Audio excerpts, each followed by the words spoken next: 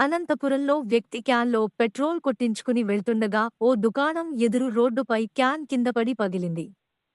రోడ్డుపై పెట్రోల్ పడి ఉన్నా గమనించని మరో వ్యక్తి బీడీ వెలిగించి అగ్గిపుల్ల పడేయటంతో ఒక్కసారిగా మంటలు చెలరేగాయి. దీంతో పక్కనున్న బైక్లకు మంటలు అంటుకున్నాయి. స్థానికులు సత్వరమే స్పందించి మంటలు ఆర్పడంతో ప్రమాదం తప్పింది.